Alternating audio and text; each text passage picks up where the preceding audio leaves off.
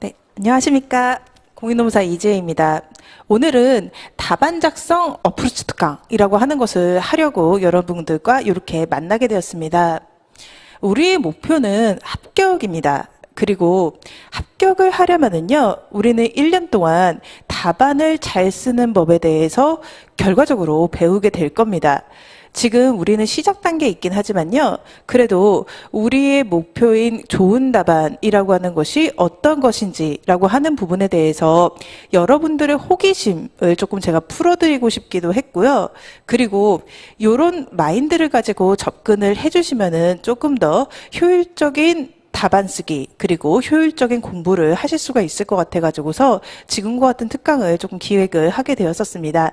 일단 그러면은 저희 시험 문제 한번 구경을 해보고 가도록 하겠습니다.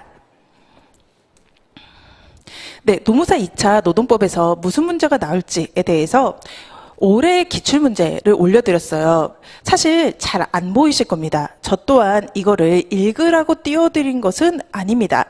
다만 이 분량하고 스타일이라고 하는 것을 느껴보시려고서 가지고 와봤는데요. 일단 1문입니다. 1문은 이제 A공사는 고속국도에 설치 관리 및 통행료 수납 업무를 수행하는 공기업이다. 이렇게 시작을 하고요. 50점짜리인데 물음 1을 두고서 갑의 주장의 타당성에 대해서 논하시오라고 20점짜리를 던져줬고요. 물음 2를 통해 가지고서 을의 주장이 타당한지에 대해서 물어보라고 문제를 30점짜리로 던져주었습니다. 그리고 이쪽에 나와 있는 내용들은 실제 사실관계를 구체적으로 한 페이지 넘게 제시를 하고 있는 형태로 문제가 나왔었습니다. 그리고 이문 같은 경우에도 약간 분량은 작습니다만 여기도 마찬가지로 실제로 근로자 갑이 회식에서 다쳤습니다. 이게 업무상 자해, 산재가 되는지에 대해서 너는 어떻게 생각하는지를 쓰라는 그런 문제가 나왔습니다. 그리고 이 문제들에 나와 있는 이 사실관계들의 출처는요, 대법원 판결입니다. 기사를 하나 보여드릴 건데요. 이게 2019년 8월 30일의 기사입니다. 대법원이 도로공사 불법 파견에 대해 가지고서 인정을 했던 이 사례를 각색해서 문제가 나온 건데요. 이런 식으로 대법원 판례의 사실관계를 주고 너는 어떻게 생각하는지 판례에 대한 지식하고 그 지식을 구체적인 사안에 적용하는 형태의 문제가 노동법에서 출제가 되고 있는 형태입니다. 그리고요. 이런 것에 대해 가지고서 저희는 이런 식으로 문제를 적어야 됩니다. 75분이 시험 시간이 주어질 거고요. 여기에 대해 가지고서 우리는 75점짜리 문제를 적어야 됩니다. 답안은 이런 형식으로 나오고 여기에 여러분은 직접 손으로 써가지고서 문제를 작성을 해 주셔야 돼요. 대체적으로 일단 20점짜리의 경우에는 3페이지 정도는 적어주셔야 되시고 50점짜리의 경우에는 7, 8페이지 정도는 적어주셔야 됩니다. 그래서 총 11페이지 정도까지는 적어주셔야 하는 그 정도의 분량으로 답안을 서술을 하셔야 됩니다. 그리고 시험장에서 법전은 줍니다. 법전은 주는데요. 그 법전을 활용하는 부분이라고 하는 것이 그렇게 많지는 않습니다. 제가 여기 요 답안에서 요 빨간색 표시하는 부분이 보이실 겁니다. 요 정도가 법전을 사용해 가지고서 조문을 인용할 수 있는 부분이고요. 나머지는 판례의 암기에 대한 부분하고 사안을 거기에 적용하는 부분으로 자신의 머릿속에 들어가 있는 것을 써야 되는 그런 것입니다. 네, 장난이 아니다라고 볼 수가 있습니다. 다른 시험 문제도 좀 구경을 해볼게요. 요거는 지금 행정재소법 문제인데요. 잘 안 보이실 건데 약간 노동법에 비해 가지고서 사실관계를 조금 짧게 줍니다. 하지만 여기서도 마찬가지로서 갑은 일반 음식점을 운영해온 사람인데 결국 취소소송을 제기하고자 하는데 그 취소 속성이 대상적격, 피고적격, 제소기간에 대해서 논하라고 하는 것을 30점. 그리고요. 갑이 1월이 경과한 후에도 취소를 구할 수 있는지에 대해서 논하라는 게 20점. 이런 식의 케이스 문제로 행정쟁송은 출제가 되고 있습니다. 그리고 다른 과목의 경우에는 이런 식의 문제가 나옵니다. 인사 부분인데요. 문제가 좀 짧습니다. 이런 거 갖다 저희가 단문이라고 부르게 되는데요. 약간 조금 길지만 단답형의 약술 문제로서 50점짜리 문제가 나오고 있습니다.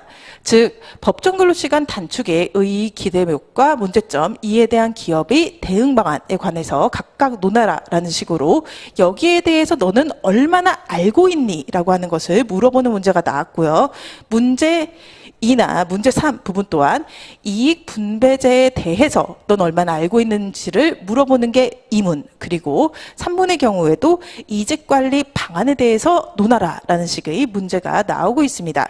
이런 문제에 대해 가지고서 여러분들은 마찬가지로 서술형의 답안을 작성을 하셔야 된다라고 볼 수가 있습니다. 그러면은 이러한 서술형의 답안을 작성하기 위해 가지고서 우리가 기본적으로 어떠한 자세를 가져야 하는지라고 하는 부분을 우선적으로 설명을 드리려고 해요. 이 부분은 서술형 공통, 법학 답안과 경영학 답안의 공통된 부분에 속합니다. 첫 번째 부분은요. 너무 당연한 것 같지만 반드시 인식해야 되는 것입니다. 묻는 말에 답해 주실 수 있어야 됩니다. 실전에서 큰 실수를 예방할 수 있는 가장 기본적인 답안 작성 습관이라고 하는 것이 묻는 말에 답하기라고 볼 수가 있습니다. 묻는 말에 답하는 답안은요, 중간은 갈 수가 있고요. 묻는 말에 잘 답하면 고득점을 받는다라고 하는 것. 그리고 시키지도 않은 논점의 서술이라고 하는 부분은요, 거기에서 얼마만큼의 점수가 나올지 모릅니다. 어떻게 보자면은 75불이라고 하는 가용 시간에 많은 부분을 잃어버리게 되는 것과 같기 때문에 어느 정도 도박과 같다라고 볼 수도 있는 거고요. 또한 자신의 습관대로 문제를 변형시켜 가지고서 풀지 않도록도 노력을 해 주셔야 됩니다. 지금 보시기엔 너무 당연한 얘기인데요. 실제 수험에 가서는 그렇지 못할 수도 있습니다. 이게 경쟁하는 시험이거든요. 그리고 누군가보다 내가 더 알고 있다라고 하는 것을 되게 말을 하고 싶어요. 나는 이만큼 준비를 했고 이만큼 잘 알고 있습니다. 라고 말을 하려고 노력하다가 오히려 본질적인 부분인 묻는 말에 답하기라고 하는 것을 잃어버리게 되는 경우가 있습니다. 그렇기 때문에 이런 기본 원칙에 항상 충실하게 생각을 해주셔야 되시고요. 또 한 가지 부분은 비슷한 마인드에서 나올 수 있는 실수인데요.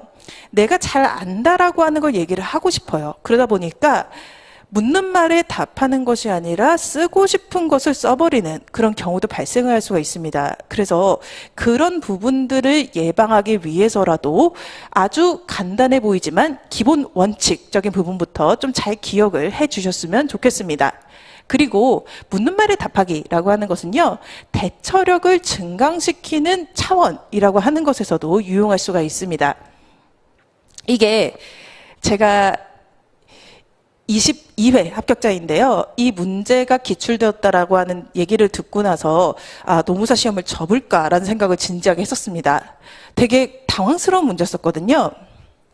인적자원 관리의 확보, 개발, 평가, 보상, 유지, 관리 등 5가지 기능별 영역에서 전통적 공동체 지향의 기업 문화를 계승하고 지식정보화 사회에 대응할 수 있는 방안을 시스템적 관점에서 설계를 하래요. 답이 없는 문제입니다. 답이 없는 문제였기 때문에 이 문제를 받아드신 분들이 굉장히 당황을 하셨을 겁니다. 이때 묻는 말에 답하기로 애쓰셨던 분들의 경우에는요, 결국 점수라고 하는 것은 상대적이기 때문에 상대적으로 좋은 점수를 받았습니다. 이런 식으로 접근을 하는 거예요. 일단은요, 전통적인 공동체 지향의 기업 문화를 계승하고 동시에 지식정보화 사회에 대응해야 하는 이유를 적습니다. 그리고 그러기 위해 가지고서 인적자원 관리라고 하는 것이 왜 중요한지에 대해서 적습니다.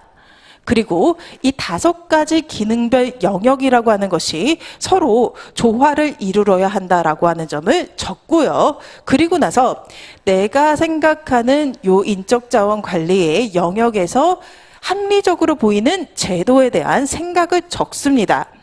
그렇게 적는다면은 그 답안의 질적인 부분을 떠나가지고서 묻는 말, 즉 원하는 바에 대한 대답은 만들 수가 있거든요. 그렇게 적어서 틀을 만들어내셨던 분들이 좋은 점수를 받았다라고 합니다. 이런 식으로 문제를 최대한 존중을 해주시고요. 문제에서 원하는 바를 캐치하고 그 부분들에 대해 답을 할 수 있는 목차라고 하는 것을 항상 생각을 해주셨으면 좋겠습니다. 네, 두 번째 부분도 자세에 대한 부분입니다. 단계와 근거를 갖추는 습관이라고 하는 것을 들여주셔야 됩니다. 이것은 고득점의 핵심이기도 하고요. 실점을 줄이는 방안이기도 합니다. 최대한 친절하게 작성을 하자라는 생각을 가져주셔야 됩니다. 읽는 사람이 왜라고 하는 의문이 들지 않도록 답안을 작성을 해주셔야 됩니다. 예 하나 들어볼까요? 네. 뭐 이런 문제가 나오진 않겠지만 이 동물은 무엇인가 라고 하면서 20점짜리 서술 문제를 냈다라고 가정을 해보겠습니다. 이 문제에 대해서 일반적인 사람들이 쓰는 답안이라고 하는 건 이렇게 쓸 거예요. 너구리 이렇게 쓸 겁니다. 그런데 조금 더 서술 문제에 익숙한 사람들이 쓰는 답안은 이런 식이 될 겁니다. 생명을 가지고 활동을 하니까 얘는 동물이라고 봐야 되는 것이고, 그리고 몸이 다 털로 뒤덮여 있으니까 포유류라고 봐야 되는 것이고, 그리고 눈에 까만 줄무늬가 있으니까 너구리다 이렇게 쓰는 거예요. 앞에 답안하고 그 뒤에 답안, 즉 1번하고 2번 중에서 어느 쪽이 서술형에서 더 좋은 점수를 받을지라고 하는 면에서는 당연히 이쪽이라고 볼 수가 있을 겁니다. 그리고 또 한 가지 부분은요. 얘는 사실 너구리가 아닙니다. 얘는 라쿤입니다. 미국 너구리는 너구리와 종이 다릅니다. 그런 경우에 있어가지고서 이런 답안의 경우에는 그냥 오답 처리가 됩니다. 그런데 이런 답안의 경우에는요. 그래도 맞는 설명이라고 하는 것이 존재를 해요. 여기까지에 대한 부분은 점수에서 참작되는 것이고 오답에 해당하는 부분만 아닌 것으로 이렇게 처리가 될 수가 있습니다.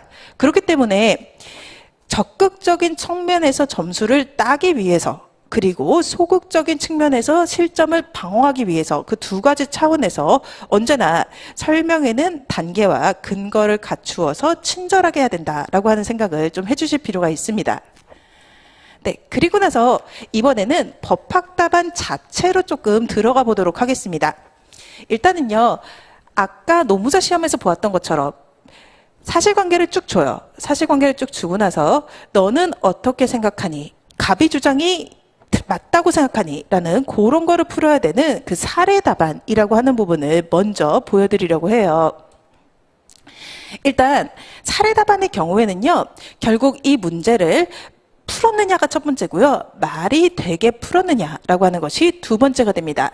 채점의 목표는요. 즉 사안을 분석하는 능력 그리고 문제를 해결하는 능력이라고 하는 것을 측정하는 데 목표를 두고 있습니다. 그래서 일단은 보이는 쟁점이 있을 거예요. 아, 이거는 해고에 대한 것이구나. 아니면은 이것은 징계에 대한 것이구나. 라고 하는 식으로 보이는 쟁점이 있을 건데요. 일단 그 쟁점을 먼저 찾아주셔야 되시고요. 사실 이 부분은 어느 정도 공부가 되시면 어렵지 않게 찾으실 수 있습니다. 그리고 나서 확인을 해주셔야 되시는 것은요. 내가 보이는 쟁점, 내가 보기에 이건 해고 문제인데 혹시 이 앞에서 해결하고 가야 되는 것들이 있진 않은지 그거를 확인을 해주셔야 되시고, 그리고 나서 해고가 정당하다 부당하다 이 판단이 났어요. 그렇다면은 이 해고는 정당한데 그 뒤에 갑의 주장의 타당성을 완전히 답하기 위해서 추가적으로 밟아야 하는 단계는 없는지라고 하는 것, 주된 쟁점의 앞과 뒤를 보아주시는 부분이 필요가 하고요. 또 한 가지 부분은요. 일단 그렇다고 하더라도 중요한 내용하고 덜 중요한 내용은 가려집니다. 그렇기 때문에 중요한 내용에는 조금 더 분량을 많이 배분을 하고요. 그보다 덜 중요한 부분에 대해서는 간단하게 처리를 하는 식으로 답안의 효율성을 기하는 그런 부분들이 사례 답안에서 필요하다라고 볼 수가 있습니다. 그리고 사례 답안은요, 결국에는 갑의 주장이 어떠하니, 그러니까 갑의 주장이 맞는 말이니, 회사가 맞는 말을 하고 있니, 이 해고는 정당하니, 이 사람한테 임금을 줘야 하니, 이런 걸 물어보는 거기 때문에요. 채점에서 우선순위는 이런 식이 되게 됩니다. 첫 번째는요, 쟁점을 발견했는지, 가 첫 번째가 됩니다. 즉, 이 문제가 해고 문제였는지 임금 체불 문제였는지와 같은 것을 얘가 알아보는지라고 하는 것이 첫 번째 성패를 가리는 기준이 됩니다. 그리고요, 두 번째 부분은요, 그렇다면은 이 쟁점에 대해서 답을 하는데 그 답을 하는 전체적인 주장의 흐름이라고 하는 것이 논리적이고 일관적인지라고 하는 것이 두 번째 우선순위가 됩니다. 세 번째 부분은요, 여기에서 되게 주된 쟁점이라고 하시는 것이 있고 부수적인 쟁점이라고 하시는 것이 발생을 하게 될 거예요. 이 것들 간의 분량을 얼마나 적절히 배분했는지라고 하는 것이 세 번째가 되고요. 마지막으로는 판례 같은 것을 얼마나 잘 썼는지, 즉 합리적이고 풍부한 근거를 들었는지라고 하는 것이 변별력이 된다라고 볼 수가 있습니다. 네, 그렇다면은 이 사례 문제와 관련해 가지고서 어떠한 틀로 우리가 답안을 써야 되는지라고 하는 것을 IRAC라고 하는 답안 작성 방법, 신림동에서 거의 이 방법을 쓰고 있거든요. 그거를 통해서 좀 말씀을 드리고자 합니다. 일단은 첫 번째로 우리가 적어야 되는 것은요, 이슈라고 부릅니다. 즉, 이 사안에서 갑의 주장이 타당한지를 알기 위해서 이러이러한 것들이 문제된다라는 식으로 논점을 정리하는 단계이고요. 목차의 제목으로 우리는 논점의 정리 혹은 문제의 소재라고 하는 제목을 목차 제목으로 잡게 됩니다. 두 번째는요, 여기에 대한 배경 이론을 까는 부분입니다. 일단은 대체적으로는 근거 규정을 먼저 소개를 해주거나 아니면은 개념을 먼저 잡아줍니다. 그리고 나서 쟁점이 되는 부분에 대해 가지고서 거기서 발생하는 문제점, 그리고 교수님들의 견해인 학설, 그리고 대법원 판례, 그리고 검토라고 하는 것들을 배경 이론에서 적게 되실 거고요. 그리고 나서 세 번째로 적어주셔야 되시는 것은 apply, 사안의 적용이라고 부릅니다. 여기서는 이 배경 이론에서 나와 있는 판단 지표하고요, 사안의 사실관계라고 하는 것을 1대1로 매칭을 해가지고서 요러한 점에서 비추어 보았을 때 이 해고는 부당해고다라고 하는 식의 적용 부분을 작성해 주시는 것이 되고요. conclusion이라고 하는 것은 마지막 정리, 즉 묻는 말에 대한 답을 하는 사안의 해결 단계라고 볼 수가 있습니다. 각각에 대해 가지고서요, 어떻게 써야 되는지라고 하는 것을 다음 슬라이드에서 보여드리도록 하겠습니다. 일단 이슈 부분입니다. 문제의식을 제기하는 부분입니다. 이 부분은요, 목표가 논점을 파악하였는지에 대한 부분에 대해서 채점자에게 기초적인 정보를 제공하는 역할을 하게 됩니다. 그리고 이 논점의 정리를 채점자가 보게 되면요, 이 사람이 올바른 방향을 잡았구나, 제대로 잡았구나 라고 하는 부분에 대한 첫 인상을 가지게 됩니다. 즉 약간 답안의 질과 수준에 대한 첫 인상을 결정하는 것이 논점의 정리 단계라고 볼 수가 있고요. 그렇기 때문에 잘 쓰는 것이 중요한데, 논점의 정리를 잘 쓰는 건 사실 공부를 잘하는 것과 같기 때문에 조금 어렵기는 합니다. 다만 틀을 잡는 부분에 대해서는 이런 감각은 가지고 가셨으면 좋겠습니다. 사례 문제는 이런 식으로 물어볼 거예요. 갑은 회사의 6개월 정직 처분이 부당 징계라고 주장한다. 갑의 주장은 타당한가? 이런 식으로 물어보거든요. 그러면은 시작은요, 묻는 말에 답하기가 기본이기 때문에요, 이 묻는 말 부분에서 시작을 해 주시는 것이 좋습니다. 즉 예를 받아와 가지고서요, 갑 주장의 타당성 구비 여부와 관련해서 이렇게 적어주시고요. 그리고 사실관계라고 하는 것은 굉장히 길게 보여줄 건데요, 그것을 몰아서 적으려고 하실 필요는 없고요. 핵심만 요약하고 추출해 가지고서 블라블라한 행위라고 하는 것, 이런 식으로 조금 간단하게 사실관계에서 핵심을 짚어주시고, 그리고 논점이 되는 것들은 1번, 2번, 3번 이런 식의 번호를 붙여가지고서 나열을 해주십니다. 그리고 우리는 대륙법 체제, 우리는 판례가 법이 아닌, 즉 성문의 법이 법인 그 체계에서 살고 있거든요. 그렇기 때문에 결국에는 관련 조문이라기 근거 제시라고 하는 것이 반드시 이 단계에서 나와야 됩니다. 그래서 관련 조문의 번호라고 하는 것을 반드시 제시를 해주시고요. 그리고 나중에 보시게 되면은 취업규칙 단체 협약과 같은 애들이 조문이 주어질 때가 있을 겁니다. 그러면은 그런 조문들의 번호라고 하는 것도 적어주실 필요가 있습니다. 이런 식으로 문제 의식을 잡아주시고요. 그리고 나서 기본 원리로 들어가도록 하겠습니다. 여러분들은 빠르면은 1기부터 그리고 늦으면은 2기, 3기부터 최고 답안이라고 하는 것을 받아보게 될 겁니다. 그 수업에서 시험에 응하셨던 분들 중에서 제일 잘 쓴 사람의 답안이라고 하는 것을 이제 복사해서 드릴 거거든요. 복사해서 드리게 되면은 사실 강사들이 이 답안을 최고 답안으로 뽑은 이유는 내가 의도했던 출제 의도라고 하는 부분을 가장 잘 맞춘 답안이기 때문에 최고 답안을 뽑거든요. 근데 그거를 좀 바라보시는 학생분들이 약간 이렇게 생각을 하세요. 아니 이렇게 예쁜 글씨로 교과서에 있는 내용을 똑같이 적었다니 너무나 대단하다. 나는 어떡하지? 이렇게 생각을 하게 되는데요. 약간 조금 더 그런 판례의 정확도 같은 것을 좀 많이들 압도당하고 그 부분에 대해서 걱정을 많이 하시는데요. 조금 본질적인 부분을 보셨으면 좋겠습니다. 뭐 일단 판례를 잘 외우신 분들이 전반적인 답안을 잘 쓰는 경향이 있지만요. 기본 원리, 그러니까 기본 이론이라고 할 수 있는 얘는요. 본체는 아닙니다. 이걸 적는 이유는요. 사안의 적용이라고 하는 다음 단계의 애를 잘 풀어주는 재료로서의 역할을 하는 것이 얘입니다. 결론을 내리기 위한 근거이자 수단적 측면을 가지고 있는 것이 배경 이론이 됩니다. 그리고 또 한 가지 부분은요.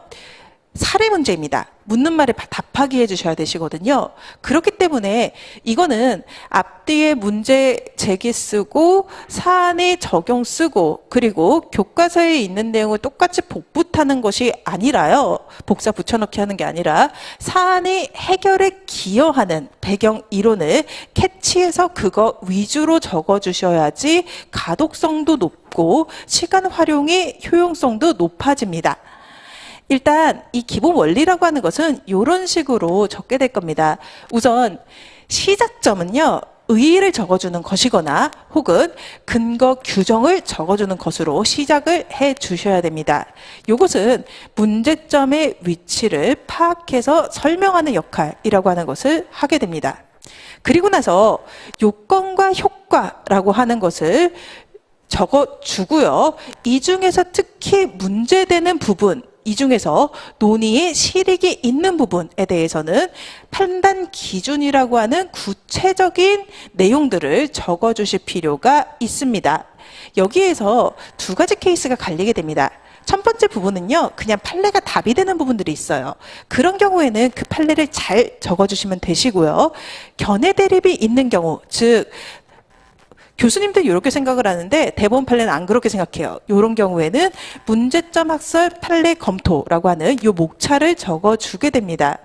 여기에서 잠깐 그 판례라고 하는 애를 한번 구경을 해보려고 그래요. 일단 제가 이렇게 갖고 온 이유는요. 일단 제 책은 훨씬 더 가독성이 좋습니다만 분량이라고 하는 부분하고요. 조금 숨이 막혀보시라고 이렇게 갖고 왔었습니다. 일단 대법원 판례의 판단 기준은 이런 식으로 상당히 장문으로 되어 있습니다.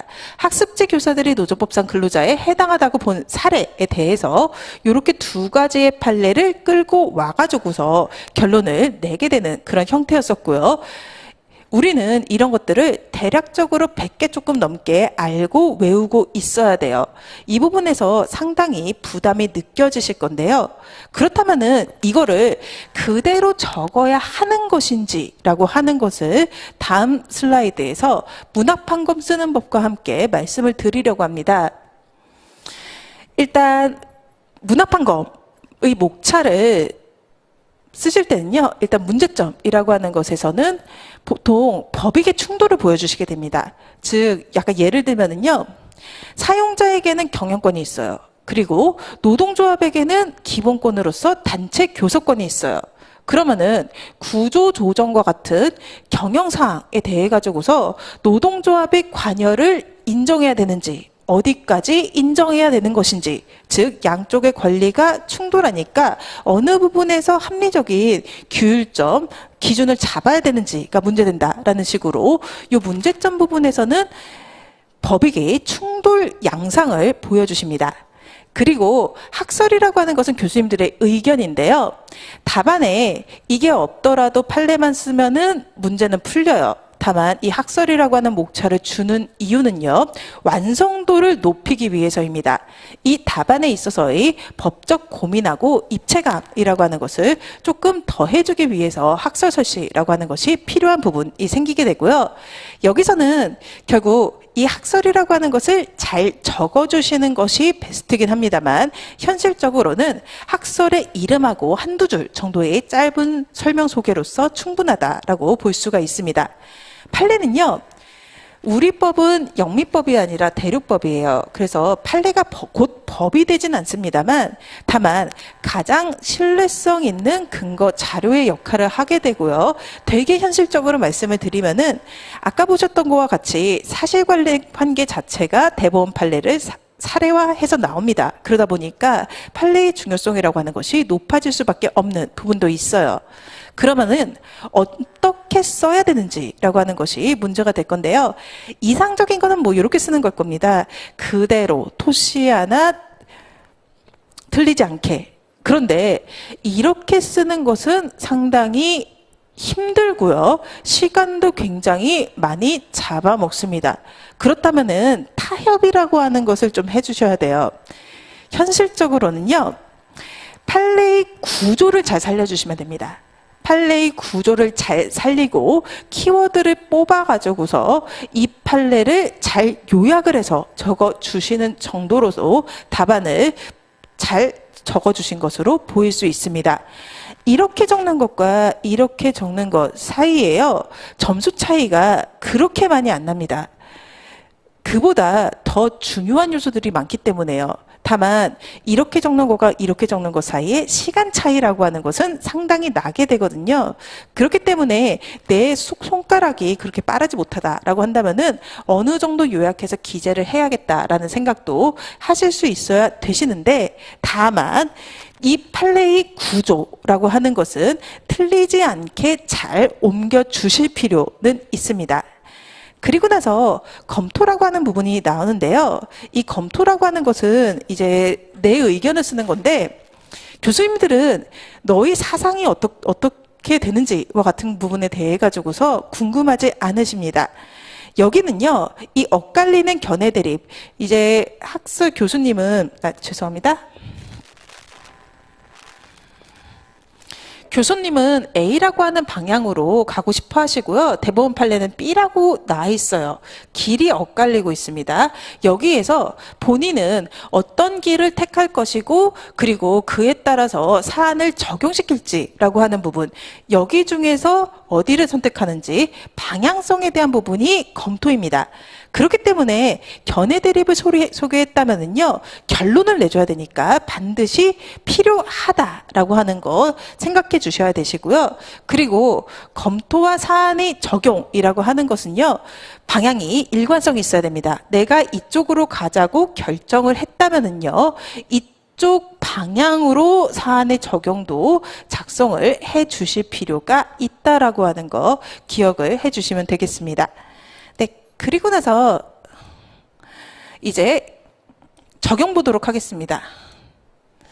적용이라고 하는 것은 사실 본론이라고 볼 수가 있습니다. 즉, 문제를 분석하는 거, 내가 이 사안을 얼마나 잘 분석했는지, 그리고 이 사안을 어떻게 해결하는지라고 하는 부분의 실체를 파악할 수 있는 본론입니다.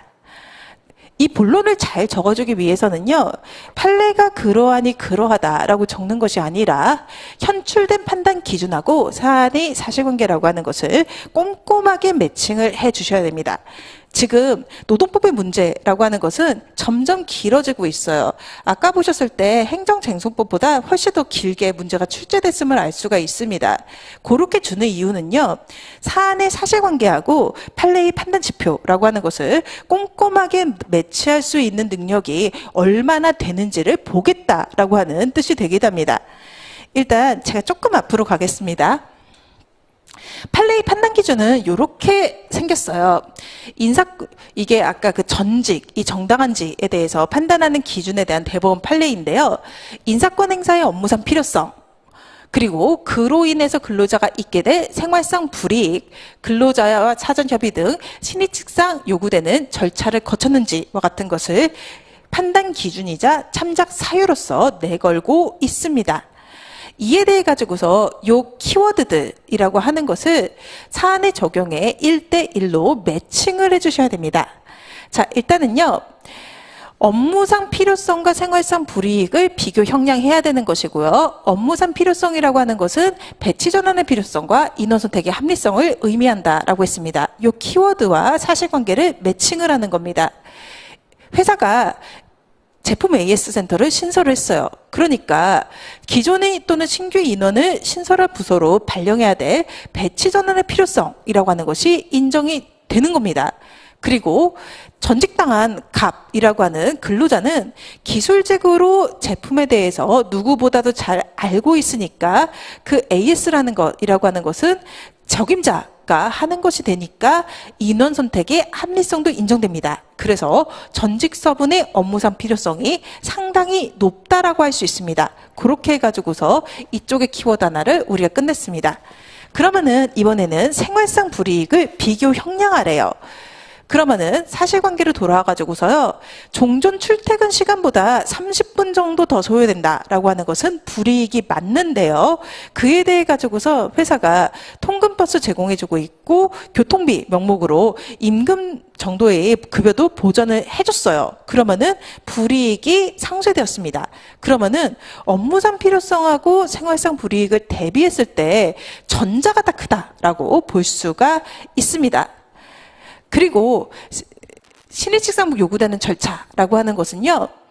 판단 요소이긴 하지만 그것만으로 부인되지 않는다라고 했으니까 동의가 없었다라고 하는 사정이 있지만 그것만으로 정당성을 상실해서 무효가 된다고 보기 어렵다라는 식으로 이렇게 해가지고서 즉 판례의 키워드라고 하는 것을 사안의 적용에 1대1로 매칭해 주시는 작업을 해주시고 마지막으로는 정리를 해주실 필요가 있습니다.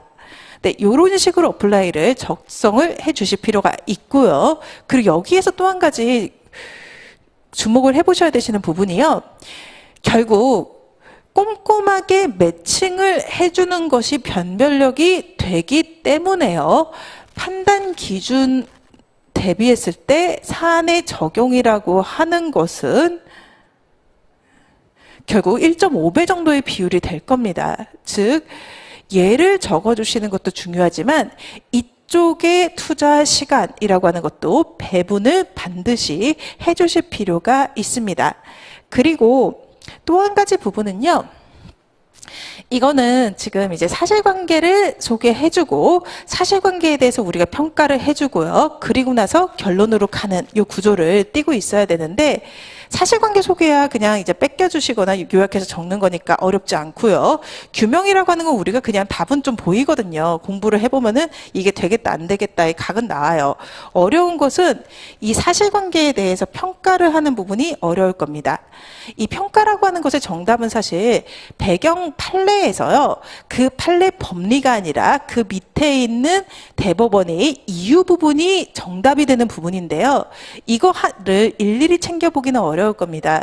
그래서 이런 부분들에 대한 것은 강사의 사례집과 같은 부분에 충분히 녹아 있습니다. 그래서 그것을 참작해가지고서 작성을 해주시는 것이 될 거고요.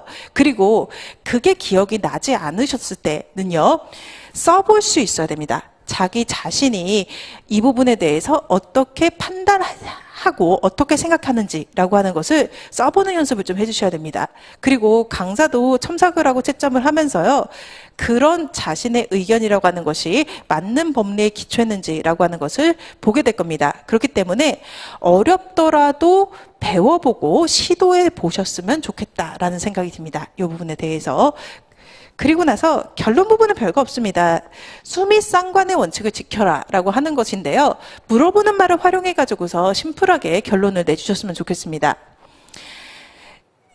물어보는 말이 아까 나왔던 대로 정직 처분이 부당 징계라고 하는 갑의 주장이 타당한가에 대한 부분이거든요.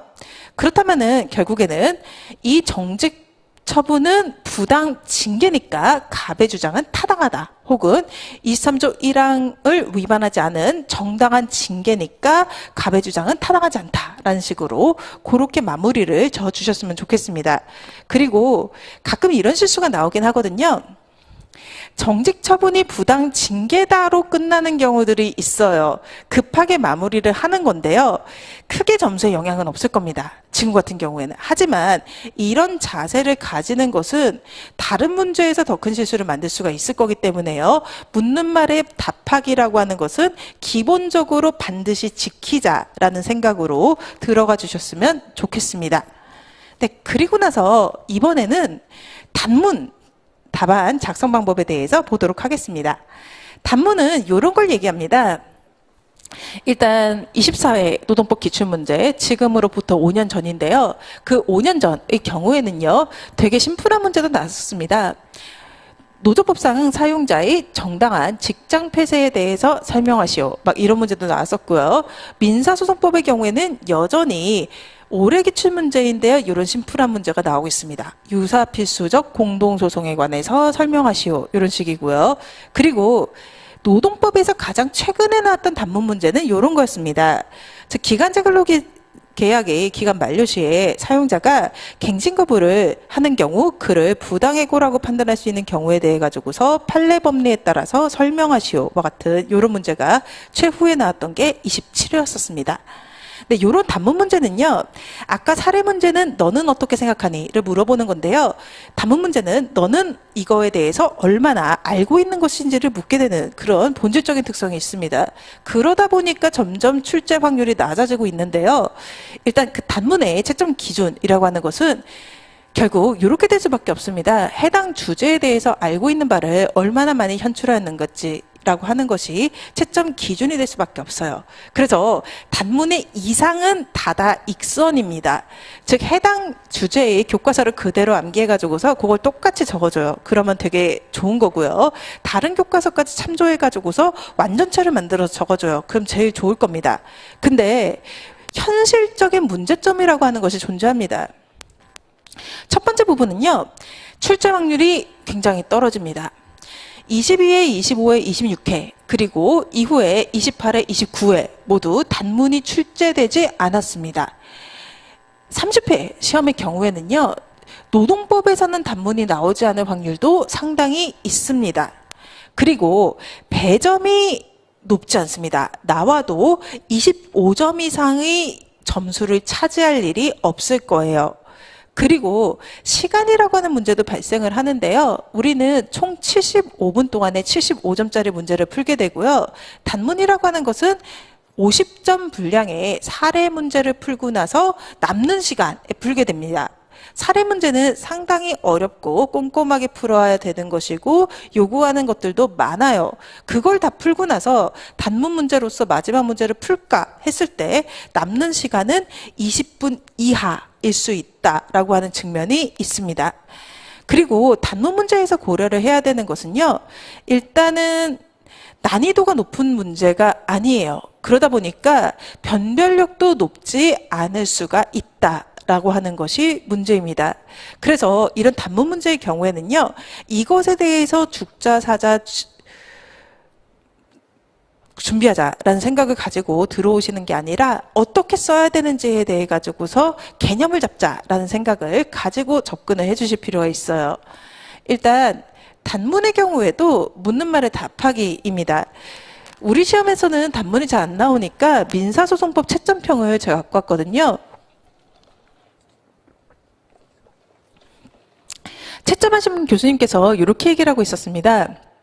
민사소송법은 설명 요구형으로 출제가 되고 있고, 그렇기 때문에 설문 가운데 쟁점이 된 주제어가 등장하는 것이고, 그러니까 이를 중심으로 기술을 하면 좋은 배점을 받을 수 있다라고 하고 있습니다.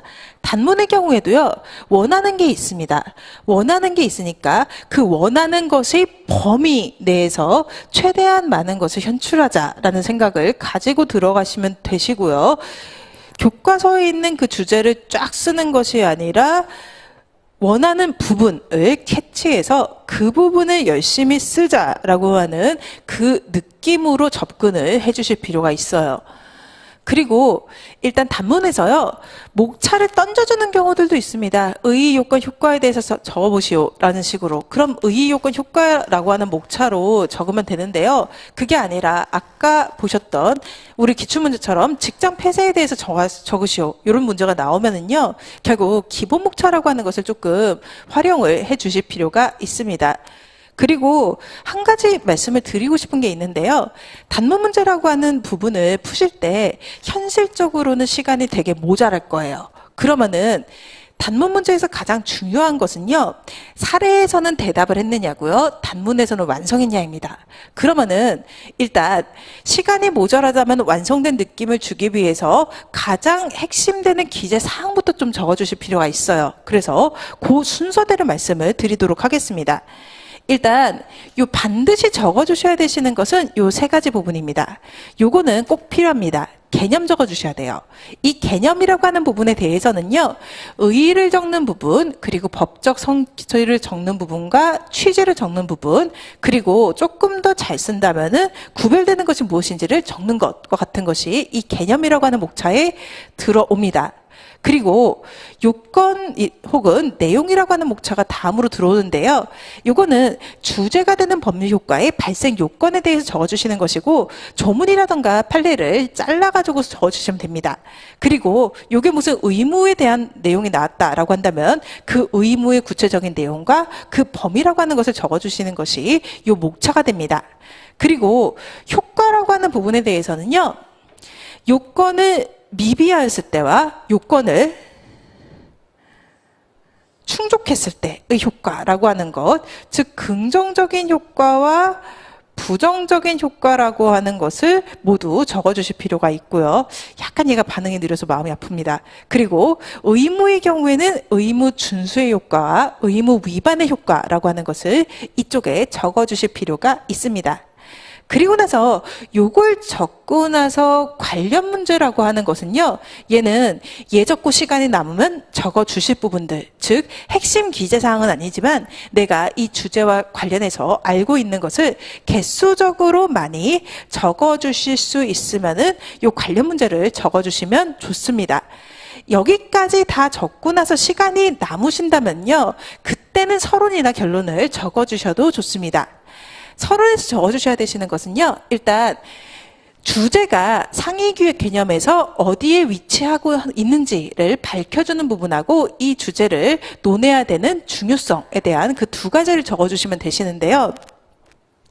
예를 들면은 이런 느낌이 될 겁니다. 약간 인사 쪽으로 되게 상투적인 언어를 써가지고 말씀을 드리면은요, 일단 급변하는 경영 환경에서 기업이 계속적인 경쟁 우위를 발생시키기 위해서는 결국에는 인적 자원 관리가 중요하다와 같은 식으로 상위 개념에서 얘가 어디에 위치하는지를 밝혀주고, 그리고 나서 그렇기 때문에 인적 자원 관리라고 하는 것은 상호 정렬되고 시너지가 있어야 되고, 그렇기 때문에 우리는 이러이러한 관리 방안에 대해서 논한다라는 식으로 그렇게 위치 적어주시는 것하고 중요성 환기해 주시는 것이라고 하는 것을 서론의 영역에서 해 주시면 됩니다. 이 부분은요, 물론 이런 부분들에 대해 가지고서 교과서에 나와 있고요. 그리고 시험 문제로도 푸실 일이 있을 겁니다. 그런 것들을 미리 보아가지고서 준비한다라고 하는 것보다는요, 연습을 좀 해주시면 좋을 것 같아요. 이런 거는 그냥 내가 외우고 준비해야 될 성격이라기보다요. 한 몇 번 써보시면 어떻게 써야 되는지를 알 수가 있게 될 거거든요. 그래서 서론에 대한 부분은 연습하자라는 생각으로 법 과목도 경영 과목도 그렇게 접근을 해주시면 좋을 것 같고요. 결론이라고 하는 부분은요. 여기에 있는 내용들을 요약하고 그래서 어떠한 시사점을 가지는지를 제시하는 부분입니다. 조금 더 이번에도 인적자원관리로 설명을 드리면은요. 우리는 이러이러한 부분들에 대해서 살펴보았고 이러한 제도의 도입이 효과성을 가지기 위해서는 늘 쓰는 말이 나옵니다. CEO의 의지와 구성원들의 적극적인 참여와 그리고 지속적인 피드백이 필요하다와 같은 그런 시사점을 제시해 주시는 것이 결론 부분이 될 겁니다. 이 부분도요. 물론 이 부분들에 대해서 적어놓은 수험서와 교과서가 존재를 합니다. 하지만 그런 것을 읽어보려고 생각하고 그런 걸 외우려고 하시기보다 얘 또한 연습으로 해결하시는 것이 좋습니다. 써보시다 보면은요, 이거를 어떻게 적어야 되는지를 아실 수 있게 될 겁니다. 그래서 조금 더 답안 작성을 연습을 해보시다가 이 부분들은 이제 따로 이런 식으로 써야 되는지 감을 익히는 식의 접근을 해주시면 좋을 거예요. 네. 그리고 나서 이번에는 채점 교수, 그러니까 채점을 하셨던 교수님들이 채점평을 적어주십니다. 이 채점평이요. 올해까지 나오고요. 근데 죄송합니다. 이 채점평이 작년까지 나왔었어요. 근데 작년 채점평은 별로 읽을 가치가 없을 만큼의 일반론으로 나왔고요. 그리고 나서 올해부터는 제공을 안 한다고 합니다. 그 이유는 이 채점평 때문에 수험가가 너무 흔들리는 부분들이 있어가지고서 그래서 제공하지 않는 쪽을 결정을 했대요. 다만 그렇다고 하더라도 이 채점평이라고 하는 것은 교수님들이 답안을 보는 시각을 보여주는 단서가 되어줄 겁니다. 그렇기 때문에 어느 정도 도와주시는 것이 좋을 것 같아서 간단한 선에서 이 채점평들을 살펴보고 해설을 해드리려고 합니다. 26회 노동법 문제인데요. 26회 시험의 경우에는 최신 판례 위주로 해가지고서 조금 난이도가 높거나 그리고 약간은 수험생들이 예상을 하지 못했던 문제가 출제가 되었었습니다. 일단 이제 교수님들은요.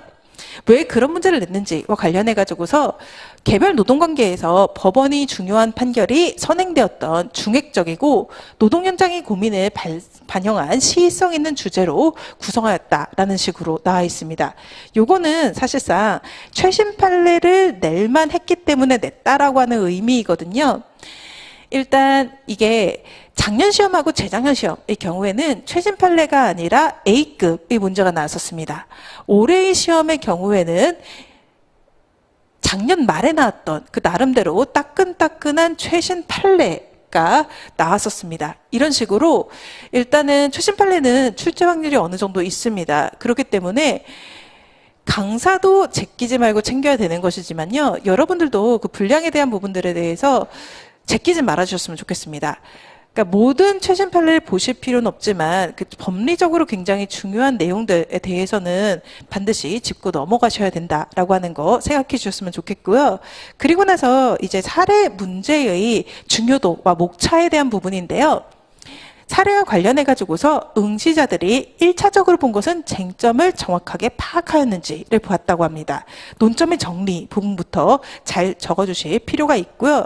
이를 바탕으로 법리를 체계적으로 구성해서라고 하는 부분에 대해서는요. 목차를 잘 짜야 된다라고 하는 점을 신경 써주시면 좋을 것 같습니다. 물론 사례집에 나와 있는 목차들이 굉장히 좋은 목차로서 여러분들의 본보기가 될 거고요. 여러분들이 그걸 가지고 연습을 할 겁니다. 하지만 사례집에 나와 있는 것뿐만 아니라 조금 더 자기 스스로의 목차와 같은 것을 짜보는 것도 좋습니다. 그리고 그런 부분들이 괜찮은지에 대해서는요.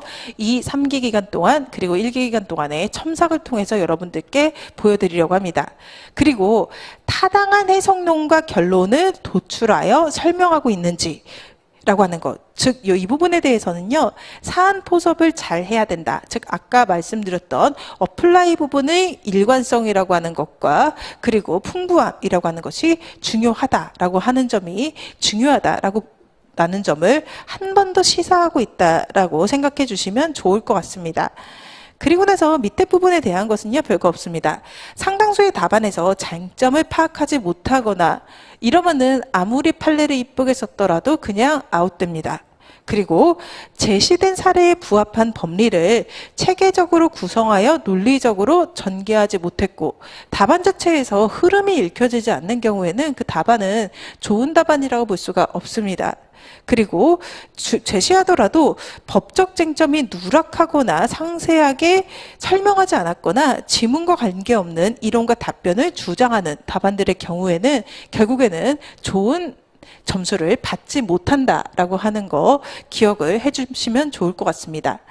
네, 그리고 나서 이번에는 노동법 2, 집단적 노사관계법, 노조법이라고 부르는 애인데요.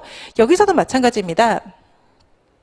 대표적인 주제들을 출제하기로 하였는데 살아 숨쉬는 노동법의 역동성을 반영하기 위해 가지고서 비교적 최신의 판례 중에서 이해관계가 첨예하게 대립하고 강학상으로도 의미가 있는 사례를 일부 각색해서 출제했다라고 나오고 있습니다. 이때의 노조법의 내용도요, 그해 나왔던 최신 판례가 그해 출제되었던 케이스였었는데요. 이런 경우가 또 나올 수 있다라고 하는 거 기억을 해 주셨으면 좋겠습니다. 그리고 글씨 문제라고 하는 것은 이제 이 시험뿐만 아니라요, 제가 옛날에 봤었던 변리사 시험과 같은 경우에도 글씨 문제에 대한 지적은 항상 나오거든요. 늘 나오는 얘기인데 여기에 너무 매몰되시진 않으셨으면 좋겠다라는 생각은 하고 있습니다. 왜냐면은 실제 저는 이제 합격하고 나서 연수 받고 그 연수 보면 또 이게 연수 받고 나면 또 시험 보거든요.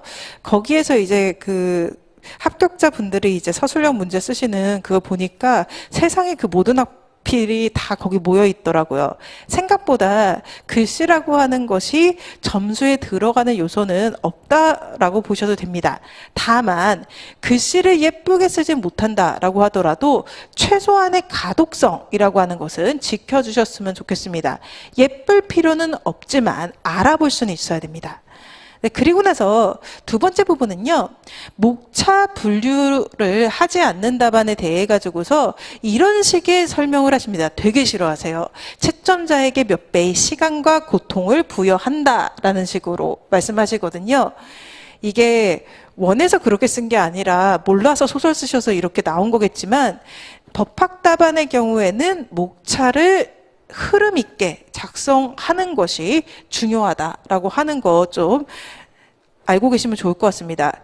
일단 즉 소설 쓰듯이 써놓은 답안에 가상의 목차를 나누어서 채점하는 자체를 굉장히 안 좋아하시고요.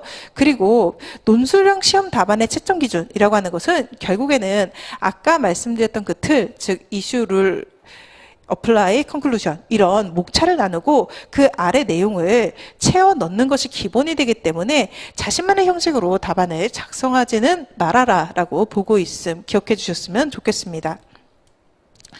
네, 그리고 나서 한 가지 부분은 이것도 한번 보실 필요가 있는데요.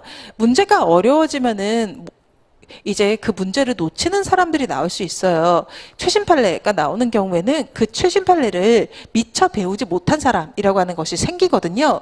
그렇다고 하더라도 꼭 완전히 망하는 것은 아닙니다. 즉 답안과 관련해 가지고서 판례의 내용을 잘 몰라 가지고서 자신의 견해를 피력한 수험생들도 일부 있었지만 사례를 정확하게 이해하고 타당한 논거를 제시한 경우에는 소정의 점수를 부여했다라고 하고 있어요. 이게 저는 일단은 올해 문제의 경우에는 좀 다 맞췄거든요. 다 맞춰가지고서 제 수업을 들었던 수험생들의 경우에 노동법이 당황스럽진 않으셨을 거로 보입니다. 하지만 이런 경우라고 하더라도요. 일단 전체 4과목, 사실상 5과목의 그 모든 문제가 내가 준비했고 당황하지 않을 문제의 확률은 극히 낮습니다. 이거는 합격자분들 또한 마찬가지거든요. 그런데 합격자분들이 합격하신 이유는요. 그런 부분에 대해 가지고서 덜 망했기 때문입니다. 잘 쓰시는 것도 중요하지만 덜 망하시는 것도 중요합니다. 이제 각각의 모의고사 풀이 과정과 같은 부분에서 여러분들이 망할 일은 굉장히 많으실 거예요. 그 망하는 과정에서 얼마만큼 내가 수습할 수 있는지라고 하는 부분에 대해서도 충분히 생각을 해주시면서 매 시험을 포기하지 말고 좀 성실하게 임해주셨으면 좋겠습니다. 물론 이렇게 판례의 내용을 잘 모른 답안이요. 그 내용을 안 답안보다 좋은 점수가 나올 수는 없어요. 하지만 모르는 사람들 중에서 점수를 더 받을 수가 있고요. 그런 경우에 다른 문제들을 잘 풀었다면 합격권까지 올라갈 수도 있는 것입니다. 그래서 그 부분 기억해 주시고, 답안 작성 내용을 기술을 하였지만 그 근거가 표시를 하지 않는 경우에 대해서 지적하는 내용이 있었고요. 그리고 1문의 1과 1문의 2는 사례는 공통으로 하지만 엄연히 각각의 배점이 있기 때문에 구분하는 것이 좋다라고 하고 있습니다. 25점, 30점 이런 식으로 배점이 있으면요, 설문 1의 영역과 설문 2의 영역이라고 하는 것을 반드시 구분을 해서 적어주실 필요가 있습니다. 그리고 6번, 나름대로 중요한 부분인데요. 이게 약간 이런 유혹에도 많이 빠집니다. 내가 잘하는 부분을 잘 써가지고서 내가 이렇게 잘해요를 보여주고 싶은 그런 부분들이 있는데요. 언제나 묻는 말에 답하기와 답안의 밸런스라고 하는 걸 기억을 하셔야 됩니다. 답안의 특정 부분을 아무리 자세히 잘 쓴다라고 하더라도 배점할 수 있는 상한은 정해져 있으므로 소정의 점수를 초과할 수는 없습니다. 그렇기 때문에 적절하게 균형을 맞추어서 답안을 작성할 필요가 있습니다. 네, 그리고 나서 이번에는요, 27회 노동법 채점평입니다. 27회 시험의 경우에는요, A급 위주 쉬움 난이도의 문제가 출제가 됐었어요. 근로기준법, 노동법 1의 경우에는요, 만약 수학의 정석에서 집합이랑 명제 이런 거는 이제 앞에 나오니까 다들 잘 아시잖아요. 그거랑 되게 비슷한 것인 근로기준법상 근로자에 대한 문제가 출제가 됐었습니다. 이런 것도 나름대로 이제 헬게이트가 열린다라고 볼 수가 있는데요. 일단은 그 근로기준법상 근로자와 같은, 즉, 누구나 다 알고 있는 그 문제에 대해서는 이런 게 필요하다라고 하고 있습니다. 관련 법리뿐만 아니라 그 적용에 따른 사안의 해결이 중요하다라고 하는 것, 어플라이의 중요성에 대한 부분입니다. 쉬운 문제가 나올수록 사안의 적용을 꼼꼼하게 잘 쓰는 것이라고 하는 것은 변별력이 될 수밖에 없습니다. 네, 그리고 나서 이번 문제의 경우에는요, 종합적인 이해와 설명이 요구된다라고 하는 것을 시사하고 있어요. 일단 이런 경우가 발생할 수가 있거든요. 일단 A라고 하는 주제가 있어요. 그 A라고 하는 주제가요, 1번, 2번, 3번, 4번 이런 걸로 이루어져 있는데, 근데 나는 여기에 대해서 되게 잘 아는 거예요.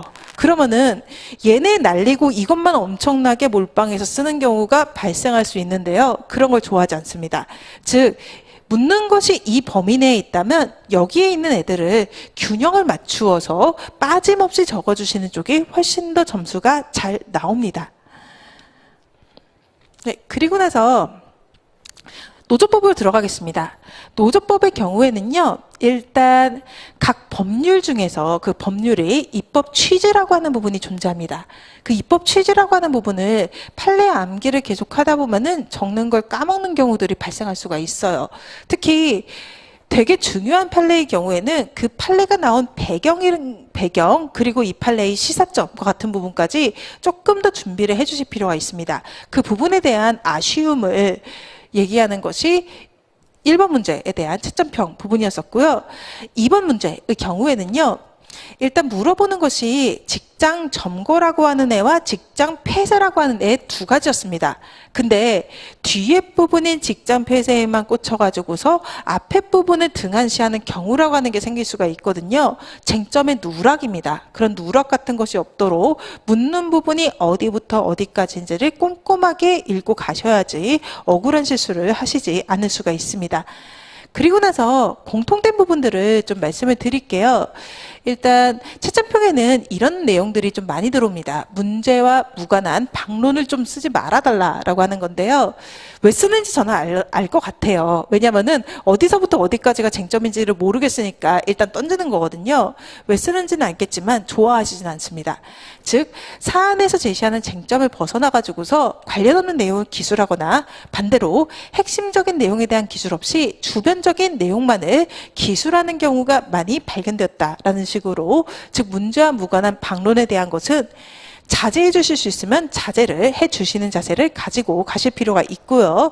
그리고 비주얼에 대한 내용은 항상 나옵니다. 즉 법률 문제의 시험과 사례형에서 요구되는 답안의 유형을 좀 제대로 인식해 달라라고 하는 것. 그리고 부수적이지만 작성 방법에 대한 것도 중요하다. 과도한 띄어쓰기, 목차 없는 답안, 형식에 맞지 않는 답안 등의 기술적 방식은 피해달라라고 하는 것이 교수님들의 의견입니다. 네, 그리고 마지막으로는 선택과 집중. 앞에 말씀드린 방론의 자제하고도 조금 연결되는 부분인데요. 일단 법적 성격하고 정당성 판단이라고 하는 요구하는 두 가지 요소가 있으면 그 요구하는 두 가지 요소에 대해서 균형을 맞춰주셔야 됩니다. 그 균형을 맞추지 못한 경우에는 좋은 점수가 나오기가 어렵습니다. 그래서 그리고 이제 방론을 너무 많이 작성해서 실제로 필요한 내용이 누락되는 경우도 있을 수 있다라고 하는 것도 기억을 해주시고요. 그리고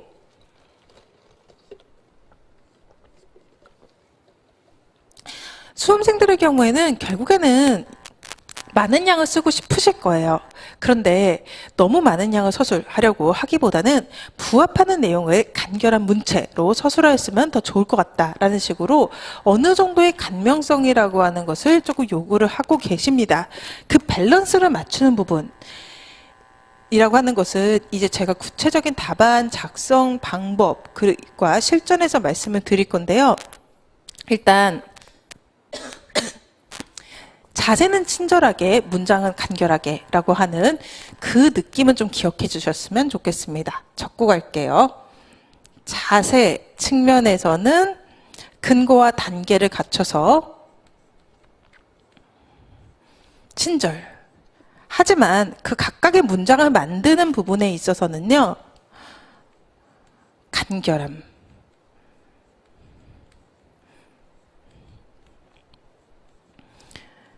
참고로 전자는 태도의 문제입니다. 그리고 후자는 국어의 문제다라고 하는 것도 알고 계시면 좋을 것 같습니다. 그리고요, 언급해야 될 기본적인 내용을 쓰지 않고 여론이나 보론 수준에서 언급해야 될 내용에 치중해서 쓰는 경우에는 아무리 열심히 써도 좋은 인상까지는 줄 수 없다라고 하는 점까지를 교수님들이 좀 공통적으로 얘기를 하고 있습니다. 네. 이제 마지막 챕터 들어갈 겁니다. 실제 답안을 띄워드릴 거예요. 그 답안으로 이제 답안을 구체적으로 어떻게 디자인해야 되는지를 좀 보여드리도록 하겠습니다. 제가 여기서는요, 그 노동법 25회 문제를 갖고 왔었어요. 요거 갖고 온 이유는 여러 가지 그 답안을 작성하는 스킬에 대해서 좀 배우기가 좀 좋은 문제라서 그냥 갖고 왔고요. 일단 이 문제가 아까 처음에 제가 보여드렸던 그 노동법 기출문제에서 사실관계가 되게 길게 나왔었고요. 그리고 나서 설문 1하고 설문 2가 나뉘어가지고서 각각 20점, 30점 이렇게 배점이 되어 있던 것을 좀 확인을 해보실 수 있었습니다. 그런데 이 문제도 좀 마찬가지로 나왔었거든요. 일단 설문 1에서는 이런 걸 물어봤었습니다. 즉 사실관계를 이렇게 줬고요. 그리고 나서 A 회사의 노동조합 운영비 지급 중단이 정당한지에 대해서 논하시오라고 하는 이런 식의 질문이 들어왔었습니다. 이런 분수령 문제를 어떻게 풀어야 되는지라고 하는 것을 보여드리도록 하겠습니다. 이 답안은 제가 종이로 썼고요. 일단 문제 1문 같은 경우에는 이거는 설문 1과 설문 2가 같이 들어있는 문제 1을 뜻합니다. 그리고 이 문제를 특정해 주실 때요, 그냥 앞에 있는 설문을 좀 베껴가지고서 요만큼 정도 적어주시고 나서 이하생략 하는 식으로 문제를 특정을 해주시고, 그리고 정석적으로는요, 로마자 1번 설문 1에 대하여 이런 식으로 첫 번째 쟁점을 잡아줍니다. 그리고 나서 다음 목차는 1 이렇게 잡아주시는 건데요. 참고로 말씀을 드리면은 이 목차의 순서는요. 로마자 1번, 숫자 1번, 그리고 쌍괄호, 반괄호, 가나다 이런 순서로 작성해 주시면 되시고, 그리고 약간씩 밀리게 작성해 가지고서 이제 목차 간의 서열 같은 걸 좀 표시를 해 주시면 좋아요. 일단 로마자 1번 같은 경우에는 요 칸 안에 들어오게 작성을 해 주시고요. 조금 옆으로 보내 가지고서 1 이런 식으로 작성해 주시고, 이제 방가로부터는 요 정도의 라인에다가 작성을 해주시면 될 것 같습니다. 그리고요,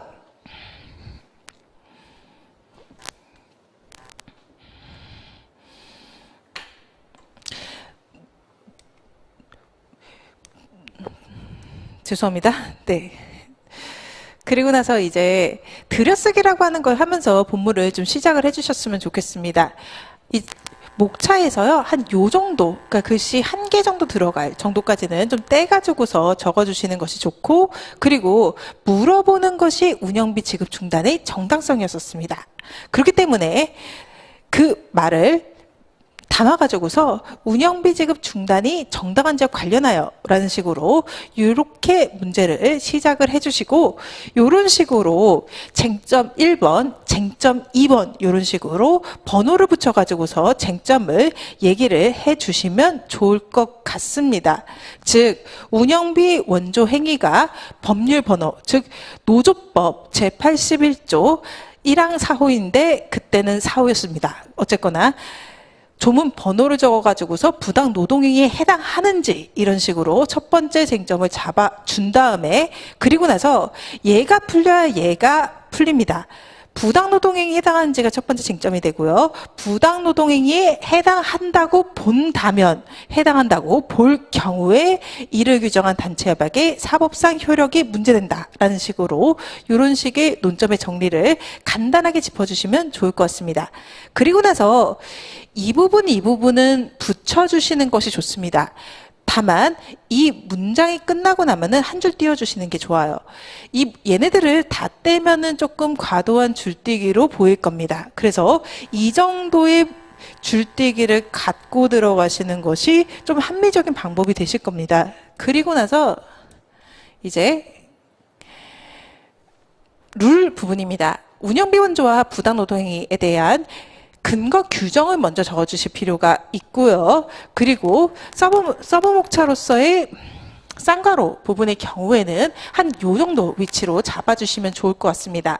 그리고 참고로 이 답안에서요, 이 전체적인 부분에 대해서 간격을 일정한 크기로 남기실 자신이 없다라고 한다면요, 웬만하면 전체적으로 좀 채워주시는 게 좋고요. 그리고 글씨를 쓰실 때는 글씨를 키우시는 방법이라고 하는 게 좀 있거든요. 여러분이 쓰시는 글씨가 좀 답안에 바로 적기엔 좀 작을 겁니다. 그 글씨를 키우려면은 일단 이 부분들을 공간을 없애주세요. 공간을 없애면서 이 위를 키워주시면 좀 글씨가 커지거든요. 그래서 약간 이런 식으로 띄어쓰지 마시고 이렇게 붙여 쓰시는 식으로 요거 먼저 연습을 해보시면 조금 더 그 익숙한 답안을 작성을 하실 수가 있게 될 겁니다. 그래서 근거 규정 적어주시고 취지 적어주시는 부분 나오고요. 그리고 나서 문합판검 접는 부분이 나옵니다. 일단 학설이라고 하는 것은 이런 식으로 적어주시는 것이 좋습니다. 일단 학설 같은 경우에도 제가 두 가지의 학설을 소개를 할 거예요. 이 두 가지의 학설 중에서 이 첫 번째 학설에 대해서는 번호를 붙여 주시고요. 그리고 학설의 이름이라고 하는 것은 요런 꺾음새를 적어 주시거나 혹은 이걸 쓰시거나 혹은 얘를 쓰셔가지고서 강조하실 수 있는 부분은 강조를 해주시는 것이 좋습니다.